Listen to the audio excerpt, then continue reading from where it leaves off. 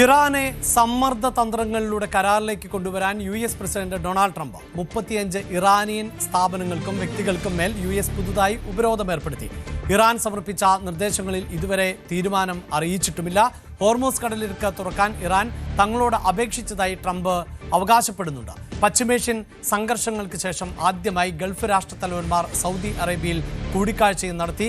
അജയ് സുധ ബിജു ആണ് വാർത്തയുടെ വിശദാംശങ്ങളുമായി ചേരുന്നത്. അജയ്, ഇതാ പശ്ചിമേഷ്യയിലെ സംഘർഷം സാധ്യതകൾക്ക് വിരാമമാകുമോ എന്ന് തന്നെയാണ് ലോകം ഉറ്റുനോക്കുന്നത്. അപ്പോഴും ഈ സമ്മർദ്ദ തന്ത്രങ്ങൾ, ഉപരോധങ്ങൾ അതൊന്നും ഫലപ്രദമാകുന്നില്ല. അതെല്ലാം തള്ളിക്കളയുന്ന സമീപനമാണ് ഉണ്ടാകുന്നത്. അത് ഇരു രാജ്യങ്ങളുടെ ഭാഗത്തു നിന്നും എന്നല്ലേ ഇപ്പോഴും മനസ്സിലാക്കേണ്ടത്. അഭിലാഷ്, ഇതുവരെ ഇറാൻ US-മായി ഔദ്യോഗികമായിട്ടൊരു ചർച്ചയ്ക്ക് തയ്യാറായിട്ടില്ല.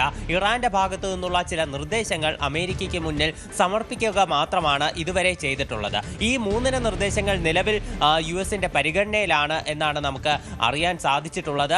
ഇവയിൽ ഇപ്പോഴും ചർച്ച നടന്നുകൊണ്ടിരിക്കുകയാണ്. ഇതിൽ ട്രംപ് മറ്റ് പ്രതികരണങ്ങളൊന്നും തന്നെ അറിയിച്ചിട്ടില്ല. ഈ നിർദ്ദേശങ്ങളിലുള്ള US-ന്റെ തുടർ പ്രതികരണങ്ങൾ അനുസരിച്ചിരിക്കും ഇനി അടുത്ത ഘട്ട ചർച്ചകൾ നടക്കുമോ ഇല്ലയോ എന്ന് തീരുമാനിക്കാൻ. എന്നാലും ഈ ഇറാന്റെ നിർദ്ദേശങ്ങളിൽ ചില വിഷയങ്ങൾ, അതായത് ഈ ആണവ വിഷയങ്ങൾ ഉൾപ്പെടെയുള്ള കാര്യങ്ങളിൽ ട്രംപിന് അതൃപ്തിയുണ്ട് എന്നുള്ള അഭ്യൂഹങ്ങളാണ് നിലവിൽ പുറത്തു വന്നുകൊണ്ടിരിക്കുന്നത്. അപ്പോൾ ഇറാനെ എങ്ങനെയെങ്കിലും ചർച്ചയിലേക്ക് എത്തിക്കാൻ വേണ്ടി US-ന് ഇനി കൂടുതൽ സമ്മർദ്ദം ചെലുത്തേണ്ടതുണ്ട്.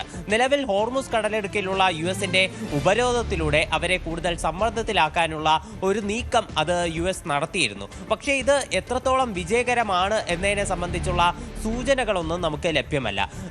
നിലവിൽ ഇറാന് പ്രതിദിനം ഏതാണ്ട് $500 മില്യൺ നഷ്ടം സംഭവിക്കുന്നതായിട്ടാണ് ട്രംപ് അവകാശപ്പെടുന്നത്. എന്നാൽ ഇറാൻ ഇതിനെ സംബന്ധിച്ച് മറ്റ് പ്രതികരണങ്ങളൊന്നും നടത്തിയിട്ടില്ല. IRGC ഒക്കെ അവകാശപ്പെടുന്നത് ഈ അമേരിക്കൻ ഉപരോധത്തിന്റെ കണ്ണ് വെട്ടിച്ച് ഇറാന്റെ ചില ടാങ്കറുകളെല്ലാം ഹോർമൂസ് കടലിലേക്ക് കടന്നു. അവിടെ ഇപ്പോഴും ഗതാഗതം വളരെ നല്ല രീതിയിൽ ഇറാന്റെ ഭാഗത്തു നിന്ന് നടക്കുന്നു എന്നെല്ലാമാണ് IRGC അവകാശപ്പെടുന്നത്. അപ്പോൾ ഈ ഒരു കാര്യത്തിൽ നിലവിൽ നമുക്ക് വിവരങ്ങളൊന്നും ലഭിച്ചിട്ടില്ല. അപ്പോൾ ഈ ഹോർമൂസ് കടലിടുക്കിലെ ഉപരോധം കൊണ്ട് പ്രത്യേകിച്ച് ഇറാനെ ചർച്ചയിലേക്ക് എത്തിക്കാനായി സമ്മർദ്ദം ചെലുത്താൻ സാധിക്കാത്തതിനാലാണ് അമേരിക്ക ഇപ്പോൾ മറ്റ് മാർഗങ്ങൾ സ്വീകരിക്കുന്നത്.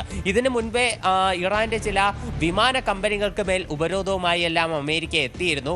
ഇപ്പോൾ ഇറാന് ഫണ്ട് ചെയ്യുന്ന ചില സ്ഥാപനങ്ങൾക്കും അതുപോലെ വ്യക്തികൾക്കും നേരെയാണ് US-ന്റെ ഉപരോധം നിലവിൽ വന്നിരിക്കുന്നത്. US ട്രഷറി ഡിപ്പാർട്ട്മെന്റിൻ്റെതാണ് ഈ പ്രസ്തുത നടപടി. ഇതിലൂടെ ഏതാണ്ട് 35ഓളം സ്ഥാപനങ്ങളെയും വ്യക്തികളെയും ലക്ഷ്യമിട്ടിട്ടുണ്ട് എന്നാണ് ട്രഷറി വകുപ്പ് വ്യക്തമാക്കുന്നത്. ട്രഷറി വകുപ്പ് വ്യക്തമാക്കുന്ന മറ്റൊരു കാര്യമെന്ന് പറയുന്നത് ഇറാൻ നിലവിൽ അവരുടെ സാമ്പത്തിക ഇടപാടുകൾ നടത്തിക്കൊണ്ടിരിക്കുന്നത് ബിറ്റ്കോയിനിലൂടെയും അതുപോലെ തന്നെ ചൈനീസ് കറൻസി ആയിട്ടുള്ള യുവാനിലൂടെയുമാണ്. അതുമാത്രമല്ല, ഇവർക്ക് ഈ എണ്ണ കച്ചവടത്തിലൂടെയും അതുപോലെ തന്നെ മറ്റ് പല മേഖലകളിലൂടെയുള്ള വ്യാപാരത്തിലൂടെയും പല രാജ്യങ്ങളും ഫണ്ട് ചെയ്യുന്നുണ്ട്. അതുപോലെ പല വ്യക്തികളും സംഘടനകളും ഇവിടേക്ക് പണം മുടക്കുന്നുണ്ട്. അപ്പോൾ ഇത്തരം പണം ഉപയോഗിച്ചുകൊണ്ടാണ് ഇറാനിലുള്ള IRGC പ്രധാനമായിട്ടും മിസൈലുകളും ഡ്രോണുകളും എല്ലാം ഉണ്ടാക്കുന്നതും പുതിയ ആയുധങ്ങളെല്ലാം ഉൽപ്പാദിപ്പിക്കുകയും ഉൾപ്പെടെ ചെയ്യുന്നത് ഈ പണം ഉപയോഗിച്ചുകൊണ്ടാണ്. ഇതിനെ ഈ 35 വ്യക്തികളും അതുപോലെ തന്നെ സംഘടനകളും ഉൾപ്പെടെയുള്ള ഈ ഒരു ശ്രേണിയെ US വിശേഷിപ്പിക്കുന്നത് ഇത് ഇറാന്റെ ഒരു നിഴൽ സാമ്പത്തിക ശൃംഖലയാണ് എന്നാണ് പറയുന്നത്. അപ്പോൾ ഈ ഒരു ഷാഡോ ബാങ്കിങ് ശൃംഖലയെ തകർക്കാൻ വേണ്ടിയിട്ട് തന്നെയാണ് നിലവിൽ US ഈ 35 വ്യക്തികൾക്കും സംഘടനകൾക്കുമെതിരെ ഉപരോധം കൽപ്പിച്ചിട്ടുള്ളത്. ഈ ഉപരോധം അത് ഇറാനിൽ മാത്രമായിരിക്കില്ല പ്രാബല്യത്തിൽ ഉണ്ടാവുക.